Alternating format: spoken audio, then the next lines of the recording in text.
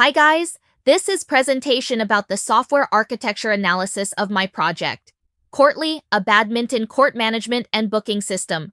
Courtly uses a layered client-server architecture. As you can see in the diagram, we use Next.js as frontend, which mostly be the presentation layer, and the Django REST backend contains the main business logic. Inside the backend, it's organized by domain modules like booking, wallet, and accounts, so you can think of it as a domain-oriented layered architecture. What's good is that at a high level, the codebase has good cohesion. Features are grouped by domain, so navigation is clear. Booking logic stays in booking, wallet logic stays in wallet, and so on. Also, critical rules like booking validation, cancellation rules, wallet capture, and check-in workflows are centralized in the backend. That's good because it prevents the front end from duplicating business rules. And in CodeCharta, we can actually see those domains as separate areas, which supports this modular structure. However, the main weakness appears deeper in the backend implementation. Even if the modules are separated, cohesion drops at the function level. In CodeCharta, the tall and dark buildings around booking and manager views suggest high complexity. This usually means one function is doing too many things, which makes it harder to maintain and test. Here's a concrete example, bookingCreateView.py. This function is an example of what we call a fat controller.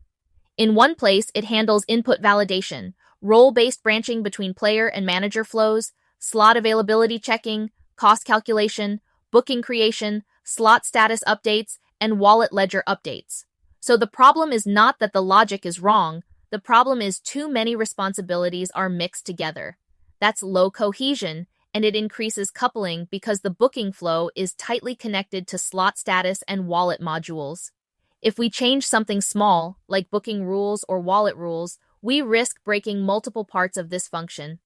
Another issue is connascence, especially connascence of name and meaning.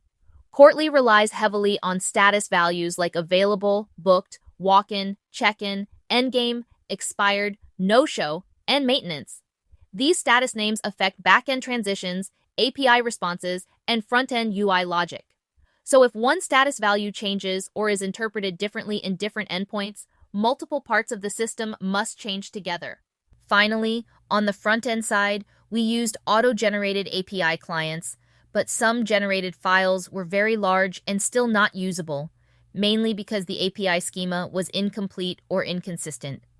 That reduced agility because we had to write custom calls instead of relying on generated types.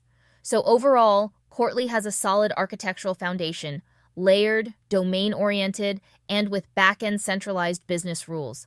But maintainability suffers due to low cohesion inside large view functions, high coupling in booking workflows, and strong connascence around status definitions.